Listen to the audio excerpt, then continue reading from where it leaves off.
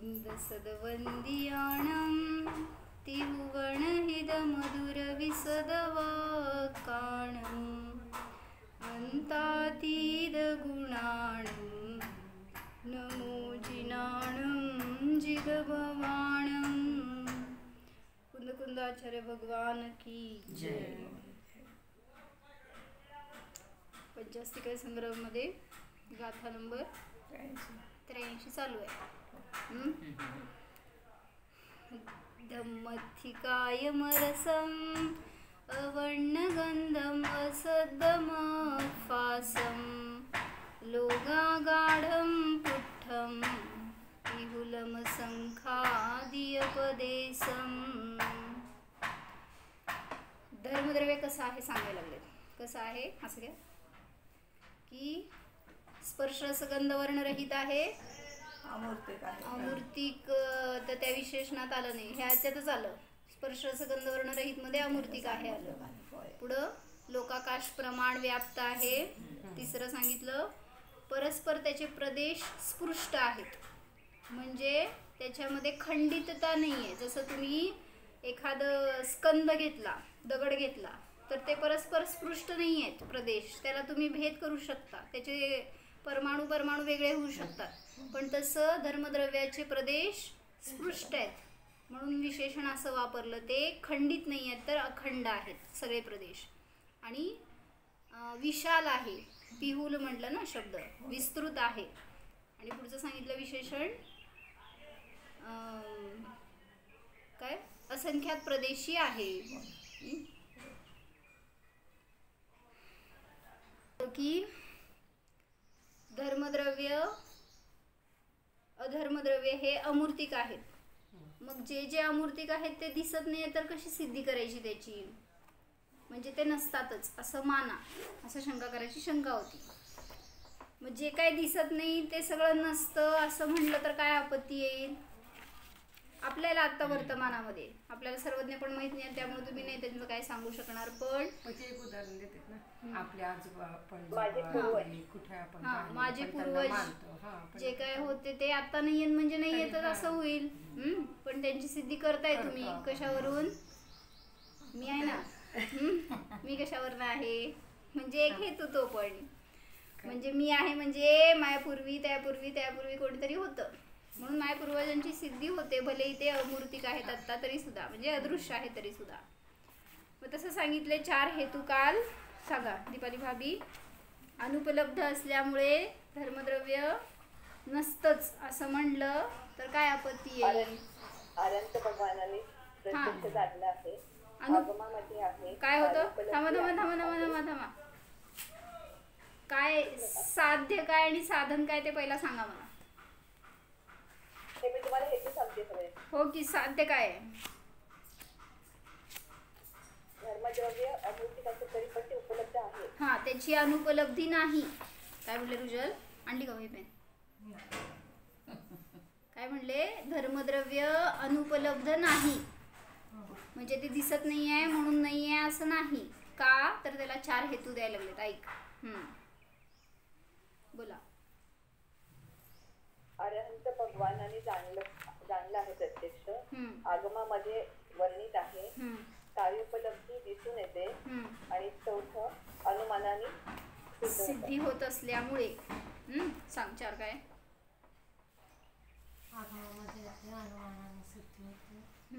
इकडं तिकडं लक्ष असलं तरी पण सगळं आपल्याला ग्रहण होतंय।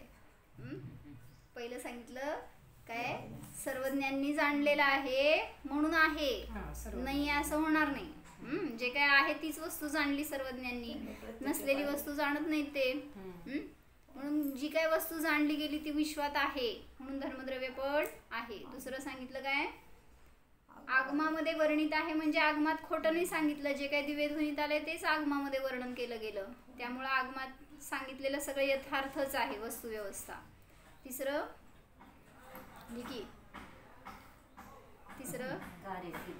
त्याच्यातली जी आणली आहे त्याच्यातच ली म्हणाले की मग म्हणूनच का नाही आणलं? हे आण म्हटलं का तुला? तिसरं काय त्याची कार्याची उपलब्धी दिसून येत असल्यामुळे, म्हणजे काय दिसते तुम्हाला? तुम्ही आता गमन करून आलाय, पंढरपूरहून इथपर्यंत आला, सोलापूरहून इथं आला, मग ते येत असताना तुम्हाला कोण मदत केली? कोणीतरी आहे जे मदत करतंय. मग ते करणारं कोण आहे? त्याच्या कार्याची उपलब्धी दिसतीये इथं. काय फलटणवाले? एक फलटण नाही, 2 फलटण, 2 अकलूज नाही, 1 पंढरपूर 1 अकलूज नाही, 2 पंढरपूर म्हणायचं का आता? तुम्ही कुठले हो? तुम्ही इथलेच आहेत का? मी कुठले? मी इथलेच आहे. म्हणजे असं आपल्याला मदत करणारं कोणीतरी आहे याच्या अर्थी ते द्रव्याची सिद्धी होते.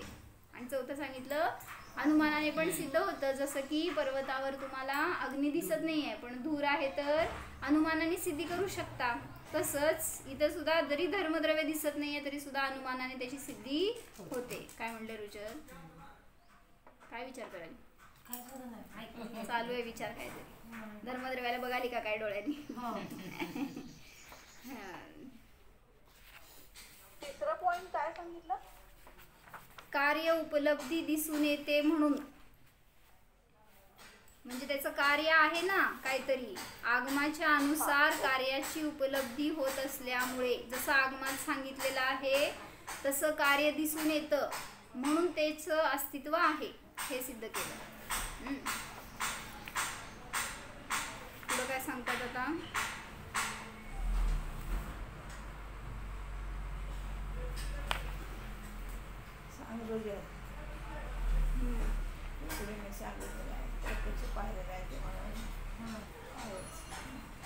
आगमामध्ये सांगितलं म्हणून आहे कार्याची उपलब्धी दिसते.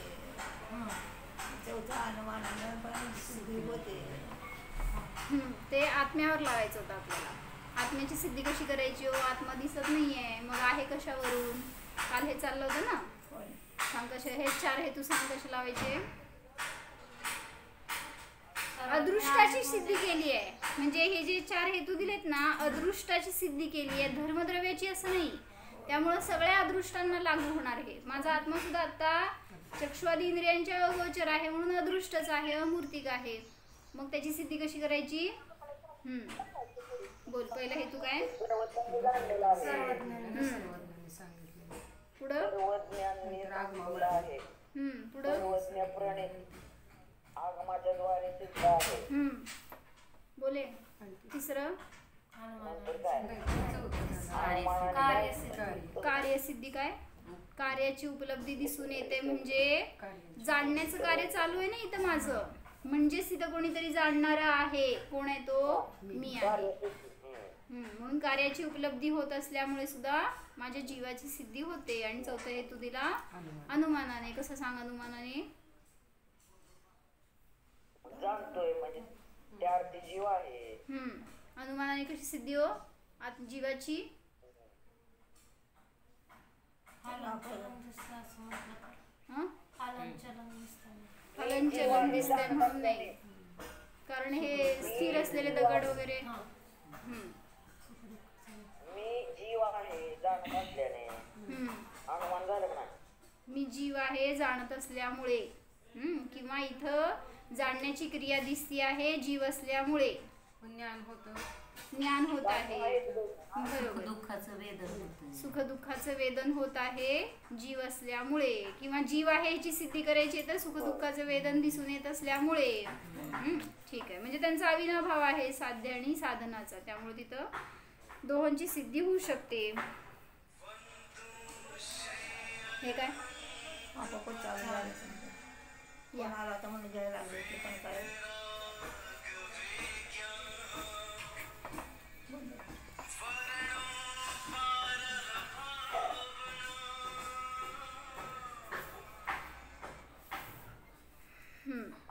तर आता काय सिद्धी करतायत? वैशेषिक मतवादी आहे तो. काय म्हणतोय? अदृष्ट हेतुक गती स्थिती आहेत. म्हणजे काय? अदृष्ट म्हणजे पुण्य पाप. काय म्हणले काकी? पुण्य आणि पापानी जीवाची गती आणि स्थिती होत असते बरं का, असं वैशेषिकाचं मत आहे. क्योंकि म्हणजे असं होतंय असं त्याचं म्हणणं आहे, तर आपण त्याला उत्तर देणार आहे. काय उत्तर देणार सांगा? पुण्य आहे आमचं म्हणून आमचं गमन दिसतंय, आमच्यामध्ये सगळं हालचाल चालू आहे असं त्याची म्हणणं आहे. तर नाही कशावरून सांगणार? पुण्य आहे तर सगळं कार्य चालू आहे तुमचं, आणि पाप असेल तर नाही होणार काय कार्य, असं त्याला म्हणायचंय. शंका तर करायला. ज्यांचं पुण्य आहे ते सारखं चालतच राहतील त्यांच्या म्हणण्याप्रमाणे, आणि बाकीचे थांबलेलेच राहतील पावसात. पापी जीव एके ठिकाणीच बसायला पाहिजे, आणि पुण्यवान जीवांचं सतत गमन व्हायला पाहिजे. काय रुजल, पुण्यवान आहेस का पापी आहेस? बर, नवीन हेतू काढला बरं का तुम्ही. यांनी काय दिलं सांगते, वाचते आहे का. अदृष्ट म्हणजे पुण्य पाप आत्मा का गुण है, इसी के निमित्त से सुख दुःख रूप फल तथा सुख दुःख के साधन जुटते है, असं शंकाकाराची शंका आहे. माझ्याकडे बघती का ताई? काय काय सुख दुःख? हा, इकडं तिकडं बघितलं कसं लक्षात येणार. अदृष्ट हा आत्म्याचा गुण आहे. अदृष्ट म्हणजे पुण्यपाप हे आत्म्याचा गुण आहे, आणि त्याच्या निमित्ताने सुख दुःख रूप फळ दिसून येतं.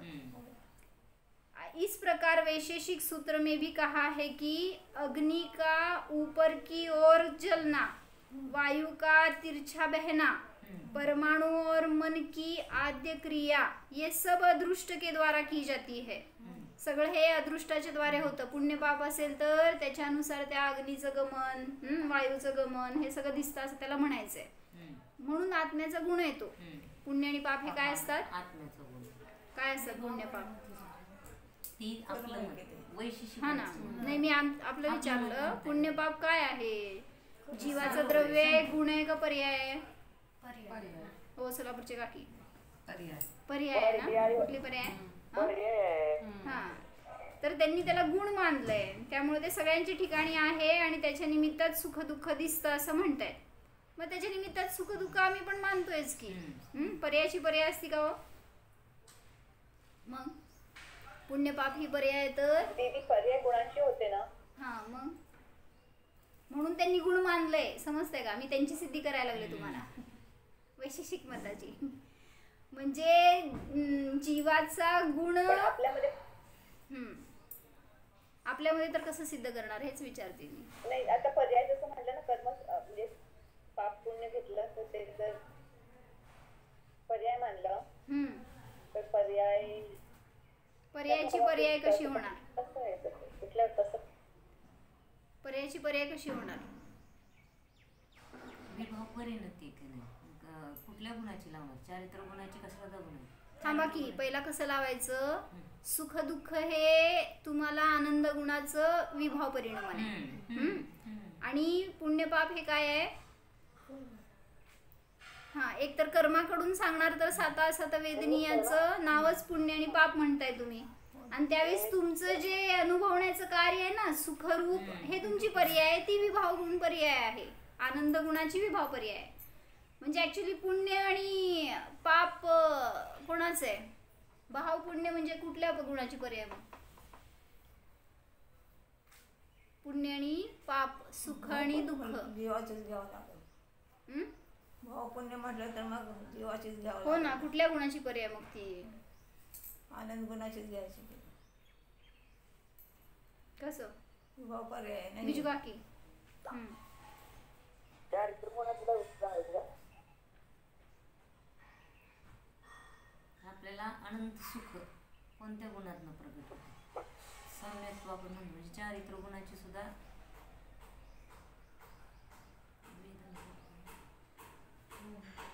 त्यामध्ये आपण एकत्र करतो म्हटलं श्रद्धा गुण. अनंत गुणांची पर्याय म्हणा आता. तर चला, तुम्हाला चिंतनाला विषय आहे. पुण्य आणि पाप तुमच्या जवळ आहे का, आणि आहे तर कुठल्या गुणाची पर्याय मला विचार करून सांगा. हा, तर इथे काय सांगतायत की हे साता वेदनेचं म्हणतो ना आपण, कर्म झाले. कुठल्या गुणाची पर्याय? जीवाच्या कुठल्या गुणाची पर्याय? साता म्हटलं मग आनंद गुणाचीच झाली. हा, तसं लावलं की आपण, मग ते सुख दुःख रूप म्हणतो आपण. मग पुण्य आणि पाप भाव पुण्य म्हटलं तर मग ते जीवाचीच म्हणावं लागेल. आहे की जीवाचीच पर्याय. मग कुठल्या गुणाची पर्याय असं विचारते. काय म्हणते?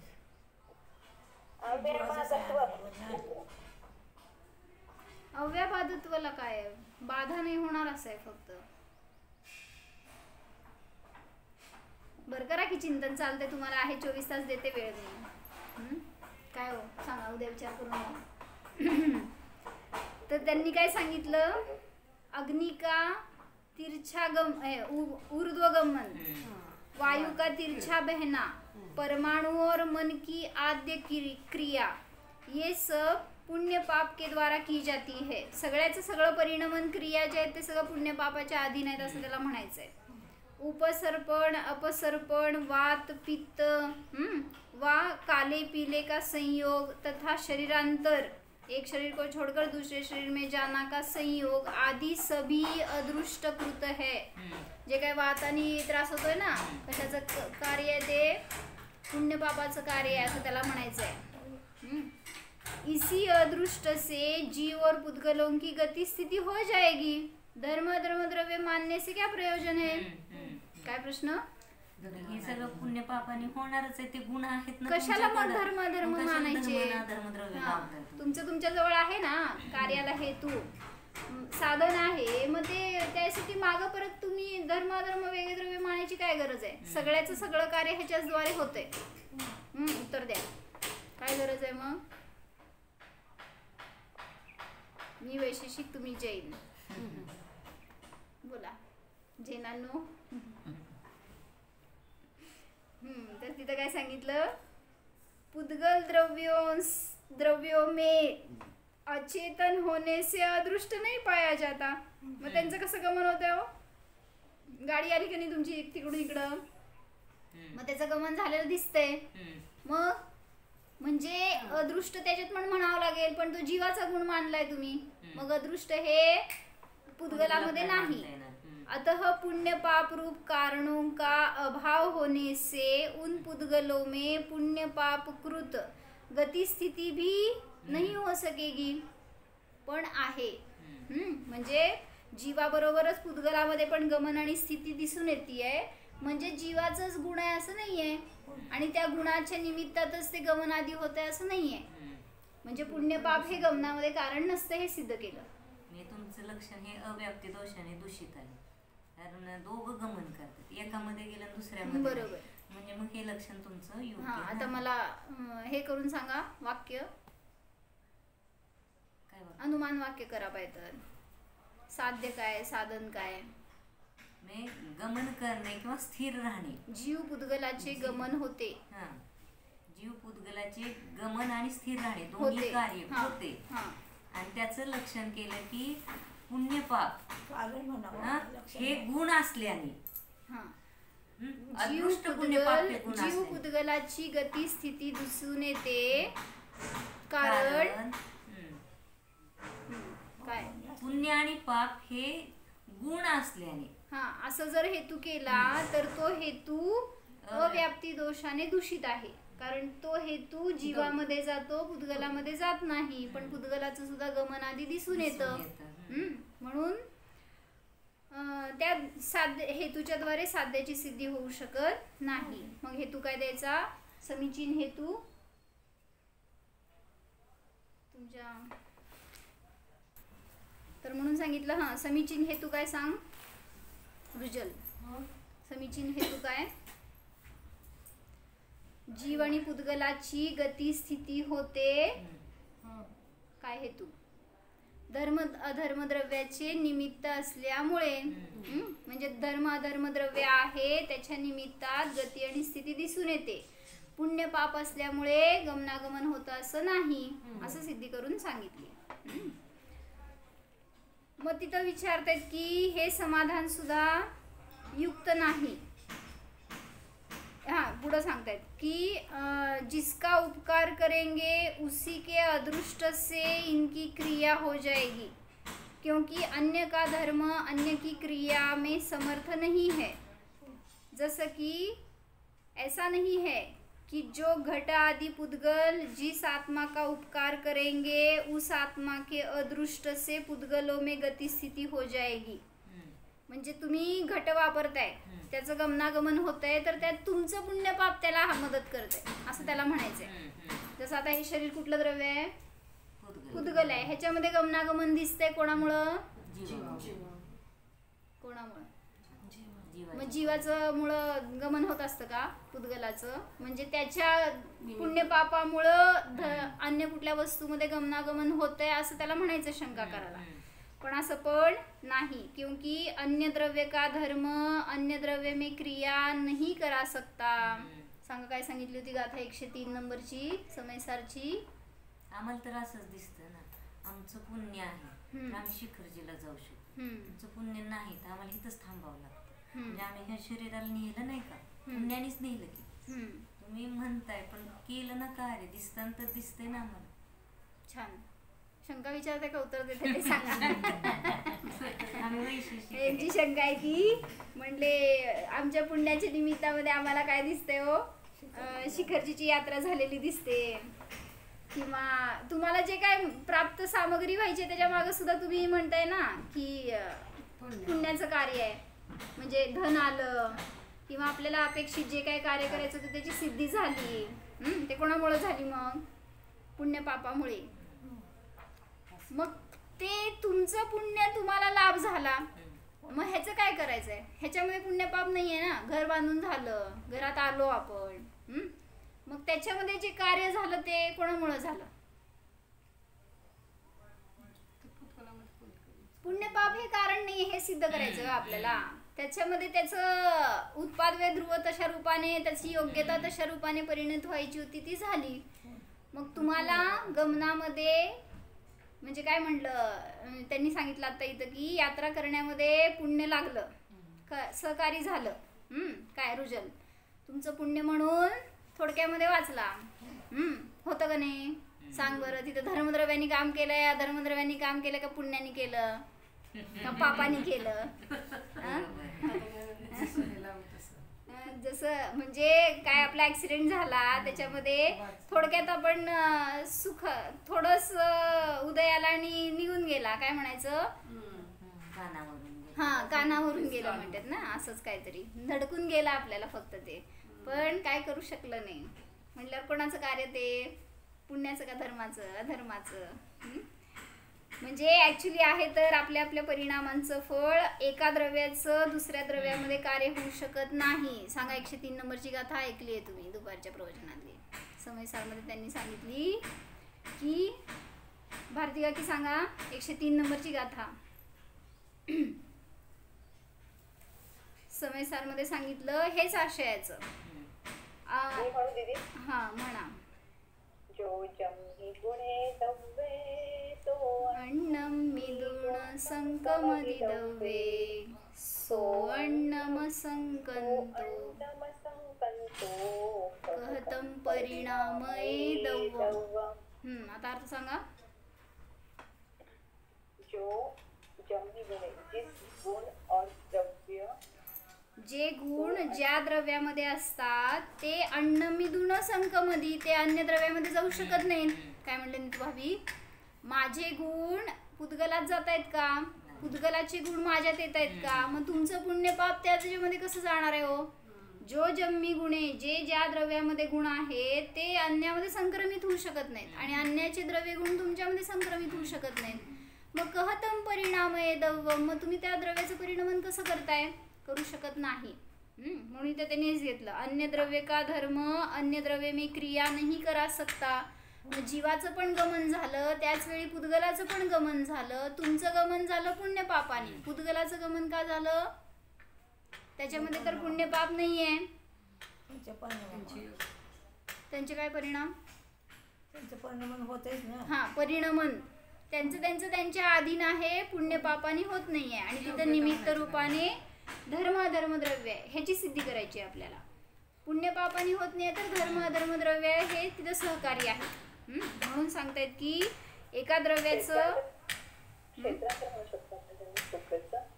हा ना, मग तेच ना, त्याच्यामध्ये जे काही क्षेत्रांतर गमन झालं ते त्याची परिणती, त्याची योग्यता तशी होती. माझ्या पुण्यपापामुळे त्यांच्यामध्ये गमन झालं असं नाहीये, हे सिद्ध केलं. जो अपने आश्रय में क्रिया का आरंभ नहीं कर सकता वह अन्यत्र क्रिया का हेतु नहीं हो सकता. जो अपने आश्रय में क्रिया का आरंभ नहीं कर सकता वह अन्यत्र क्रिया का हेतु नहीं हो सकता. काय सांगायचं याच्यात? जो घटादि पुद्गल जिस आत्मा का उपकार करेंगे उस आत्मा के अदृष्ट से पुद्गलों में गति स्थिति हो जाएगी, क्योंकि अन्य द्रव्य का अन्य द्रव्य में क्रिया नहीं करा सकता है. अन्य द्रव्य का धर्म अन्य द्रव्य में क्रिया नहीं करा सकता है. जो अपने आश्रय में क्रिया का आरंभ नहीं कर सकता, म्हणजे पुण्य पाप हे तुमच्यामध्ये क्रियेचा आरंभ करणारे नाही आहेत. पुण्य पाप हे बस तुम्हाला सुख दुःख रूप फळ देतील एवढंच, ते परिणाम. पण ते काय तुम्हाला गमन करवणारे नाही आहेत. म्हणजे तुम्हालाच गमन करवत नाही, ते दुसऱ्याला काय गमन करवणार.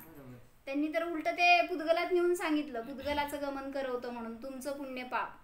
पण ते तर तुमच्या पण गमनामध्ये मदत करणारे नाहीये. म्हणजे तुम्ही पुण्याने शिखरजीला जात नाही. कसं जाता हो शिखरजीला? कसं गमन करता? पुण्य पापाने नाही. तर म्हणजे आपली तिथे शक्ती लावली ना, आपल्यामध्ये असणारी ती गमनागमनाची शक्ती हे उपादान, आणि बहिरंगामध्ये धर्मद्रव्य हे निमित्त. त्याच्या निमित्तामध्ये गमन झालं असं दिसून येतं. अजून एक हेतू दिला त्यांनी छान. काय म्हटलं माहिती का नीतू भाभी? आमचं असं चाललंय की पुण्य पाप हे तुमच्या गमनागमनामध्ये निमित्त असतात, का मदत करतात, किंवा तेच कारण आहे असं त्याला म्हणायचं शंका करायला. तर हे एक सांगितलं की पुद्गलामध्ये पुण्य पाप नाहीये तरी गमन दिसतंय. अजून एक हेतू काय दिला? असे काही जीव आहे ज्यांच्यामध्ये पुण्य पापच नाहीये पण त्यांच्यामध्ये गमन स्थिती दिसून येते. कोण?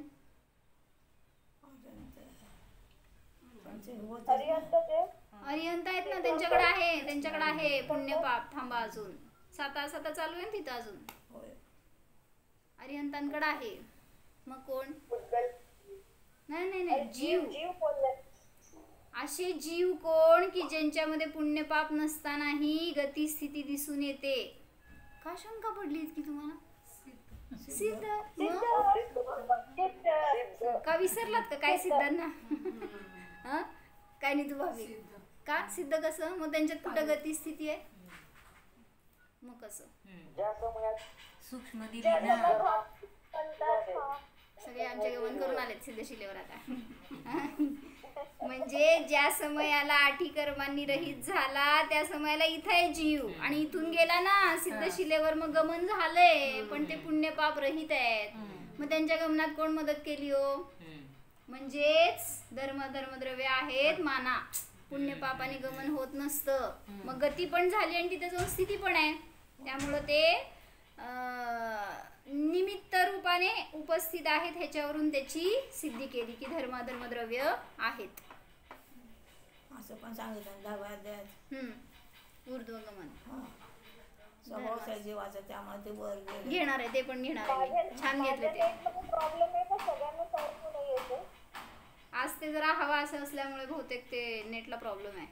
मला पण ऐकू येत नाहीये. मला पण ऐकू येत नाहीये. ऐकू येत नाही.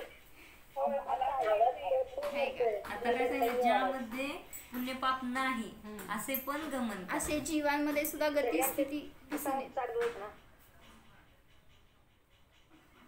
आता हे तुमचं पुण्य पाप आहे, मी काय करू शकत नाही. तर पुण्य और पाप कर्म अंतराय कर्म, बरोबर. पुण्य और पाप कर्म से रहित सिद्धों के भी गति स्थिति देखी जाती है, मानी गई है. कर्म रहित जीव ऊर्ध्वगमन करके एक समय में लोकाकाश तक जाकर स्थिर हो जाते हैं. अतः गति और स्थिति पाप पुण्य पाप हेतुक नहीं है, ह्याची सिद्धी केली आहे. ह्याच्यावरून त्यांनी 10व्या अध्यायामध्ये पण छान घेतलंय. मग तेच घेते पहिल्यांदा प्रकरण, कारण ह्याच्याशी रिलेटेड आहे. तर त्यांनी काय सांगितलं माहिती आहे? 10व्या अध्यायात काय घेतलेत सूत्र? जीव ऊर्ध्वगमन करतो जेव्हा सगळ्या कर्मांनी रहित झाला. मग तिथं उदाहरणं दिली ना ती, काय ते भोपळ्याचं काय म्हणा ते सूत्र काय? पूर्वप्रयोगाद संगतवाद. पुढं काय? पूर्वप्रयोगाद संगतवाद तथागती परिणामाच. अजून एक राहिला कुलान चक्रवत बेपगजले पालांबवत अग्निशिखावच्च. त्याच्या आधीचं सूत्र सांगावं मला. त्याच्या आधीची राहिली पूर्वप्रयोगात असंगतवाद.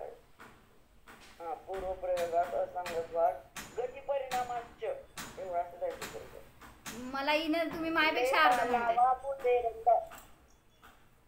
आहे का? सगळे असलेच आहेत अर्धे अर्धे आमच्याकडं. काय सांगायले की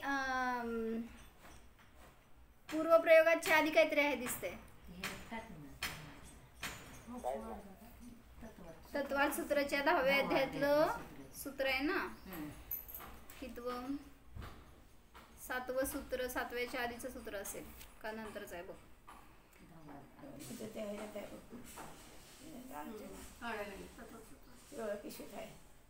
सहावं सूत्र आहे पूर्वप्रयोगात संगत्वात बंधच्छेदात. हे आठवत नव्हतं. हा, पूर्वप्रयोगात असंगत्वात बद्धच्छेदात तथागती परिणामाच.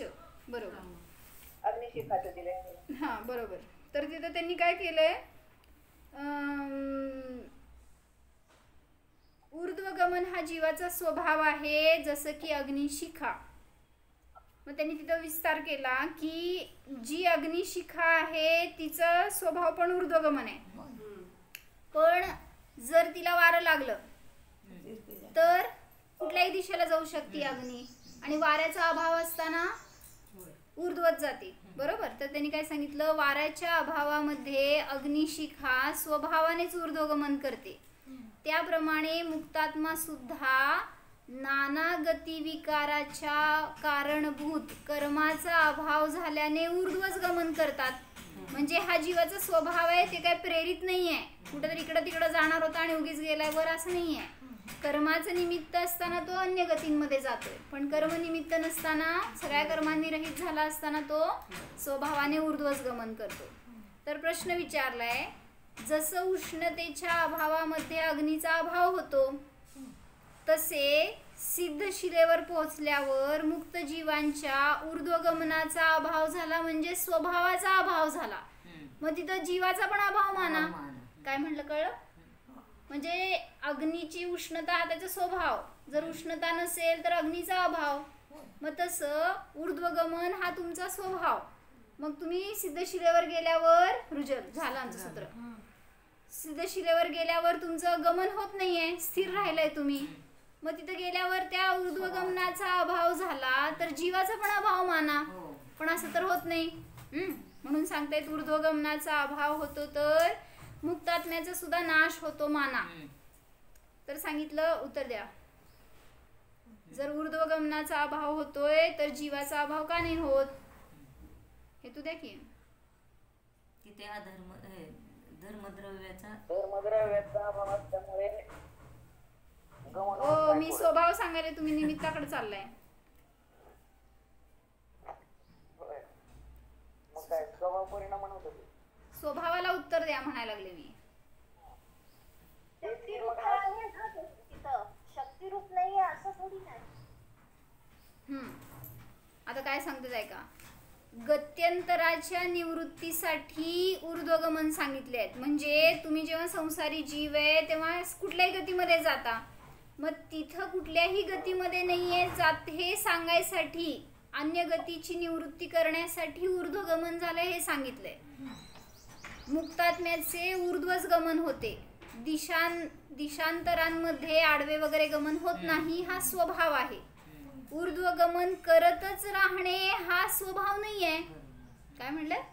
ऊर्ध्वगमन करणे हा स्वभाव आहे, पण ऊर्ध्वच गमन करतच राहणं हे स्वभाव नाही आहे. काय कळलं रुजल? ऊर्ध्वगमन स्वभाव आहे पण करतच राहणं हा स्वभाव. हा, मग काय करायचं? ये जा करतच राहायचं, फलटण लागलोच. गमन करतच राहणे हा आमचा स्वभाव आहे.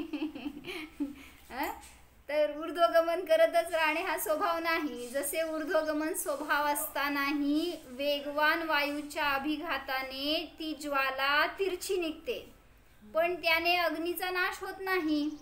तसे जरी वारा आहे त्या अग्नीची दिशा बदलेल पण अग्नीचा नाश होत नाहीये. तसे मुक्त जीवांमध्ये ऊर्ध्वगमन स्वभाव असतानाही लक्ष प्राप्तीनंतर ऊर्ध्वगमन नसतानाही मुक्तात्म्यांचा अभाव होत नाही. काय कळलं नीतू भाभी? असं ऊर्ध्व गेलं का सगळं? डोक्याच्या वरून गेलं कसं?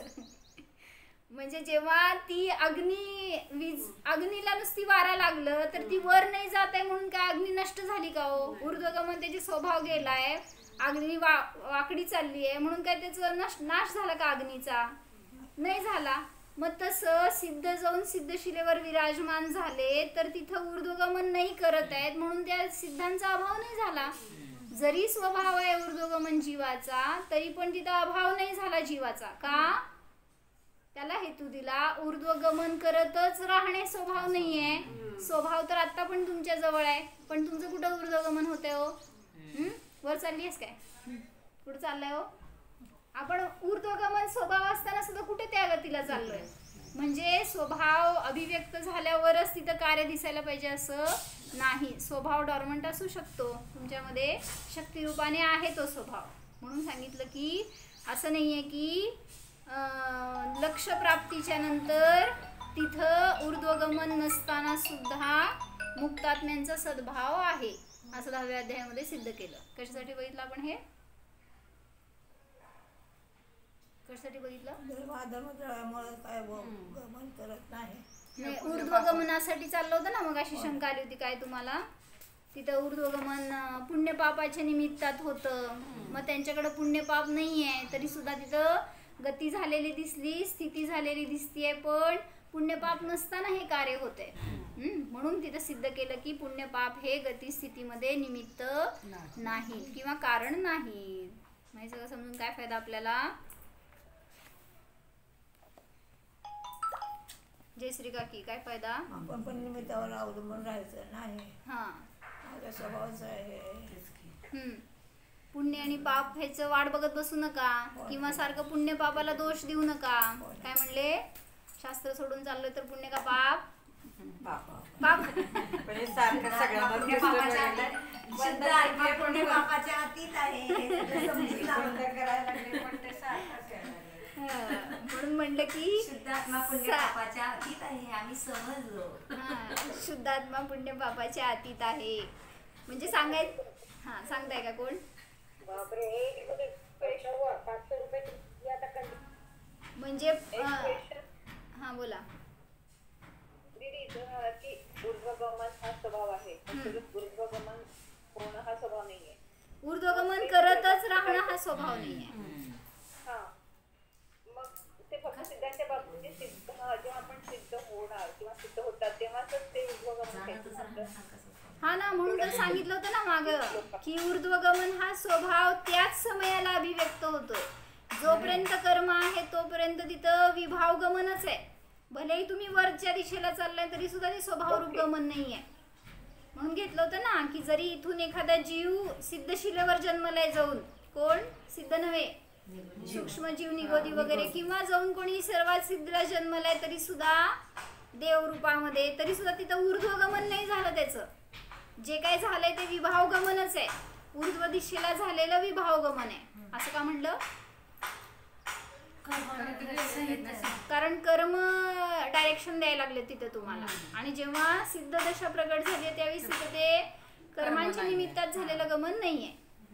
म्हणून सगळं चालू आहे कार्य, ते आपल्या आपल्या योग्यतेने चालू आहे. त्याच्यामध्ये पुण्य पाप हे करता आहेत असं पण नाही. म्हणून आपण सतत पुण्याला आणि पापाला दोष देत राहतो किंवा त्याचं वाट बघत राहतो किंवा त्याच्यामुळे हे सगळं झालं असं त्याच्यावर आरोप करतो. मग कशामुळे होते हो? केलेले माझे परिणाम आहेत पूर्वीचे, पण त्याच्यामध्ये त्या पुण्य पापानी कर्मांनी काय केलं असं नाहीये. म्हणून त्याला दोष देऊ नका. ते कर्म तर जड आहेत, ते तुला काय करणार आहेत. म्हणून काय त्यात घेतलं होतं की अग्नीला कोणी मारू शकत नाही. मारू शकतं की अग्नीला कोण मारणार? हा म्हणा, कर्म बिचारे कोण भूल तेरी अधिकाई, अग्निस हे घन घाव लोहे की संगती पायी. जेव्हा त्या अग्नीने त्या लोखंडात प्रवेश केला ना त्यावेळेस भरपूर मारली जाते माहिती का. पण असं अग्नीला कोणी मारू शकत नाही. तसं आत्म्याला कोण मारू शकतं? मग मार खातोय की आत्मा इथं. जेव्हा तो आत्मा शिरलाय ना शरीरामध्ये या, तर शरीराकडून मार खातो, तरी पण त्या शरीराला सोडायची तयारी नाहीये जीवाची. म्हणजे त्रस्त होणार, दुःखी होणार, सगळं फळ भोगणार, पण तरी काय म्हणायचं, शरीर माझंच. शरीराला सुख पाहिजे, त्याच्या निमित्तात मी सुखी आहे. किती त्याच्याशी एकत्व झालंय, किती त्याच्याबद्दल सतत त्याचाच विचार चालू आहे. म्हणून सांगतायत शरीराचं कार्य त्याच्या अधीन आहे, माझं कार्य माझ्या अधीन आहे. मग मी कोणासाठी जगतोय? शरीरासाठी का जीवासाठी? तसं बघितलं तर कसं बघायचं? आपण असं शरीरासाठी नकोय ना. मग म्हणून तर व्ह्यू बदला. फक्त तुम्ही करताय ती सगळी क्रिया करतायत मुनिराज त्यागी, पण त्यांची दृष्टी नाहीये ना तशी. आहार मी पण करतोय ते पण करतायत, झोप मी पण घेतो ते पण घेतायत, सगळ्या क्रिया करतायत शरीराच्या, पण तरी सुद्धा ते अबंधक आहे, तरी सुद्धा ते सुखी आहे, तरी सुद्धा ते मोक्ष मार्गस्थ आहेत. आणि मी काय करतोय? त्याच क्रिया मी करतोय, पण मी मात्र पापी, मी बंधक, मी सुख दुःखाला भोगतोय. म्हणजे माझी दृष्टी काय आहे? हे करणं, ह्याच्यामुळं मला सुख, हे भाव चुकीचे आहेत ना. म्हणून आता असे विचार करा, असं शरीर मला पुन्हा कधी भवाभवात न मिळो. म्हणून त्या समाधी मरण भाषामध्ये घेतलंय ना, काय घेतलं होतं?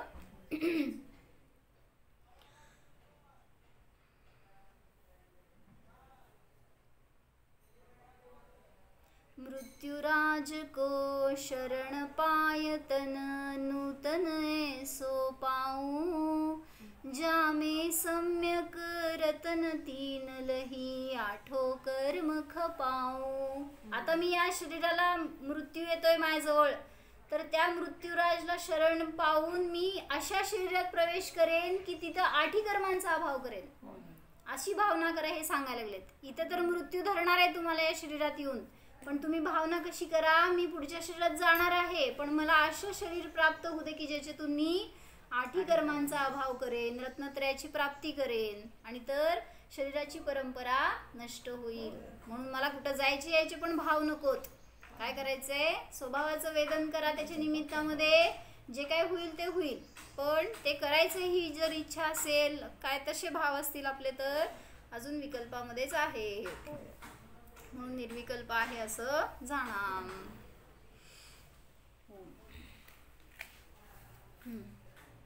रुजल ध्यान सांग.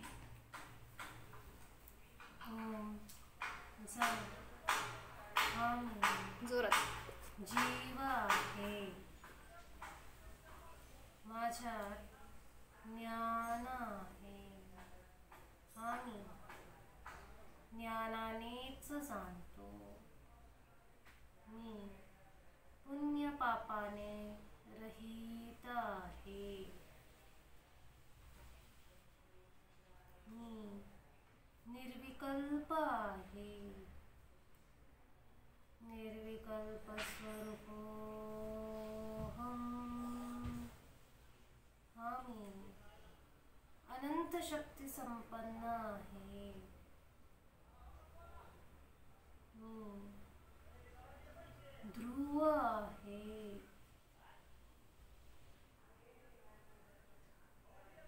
आम्ही निष्कषाय स्वरूपी आहे.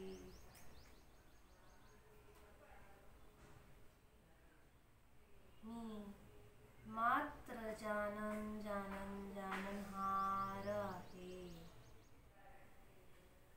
जाणा आपल्या ज्ञान स्वभावी आत्म्याला, जाणा.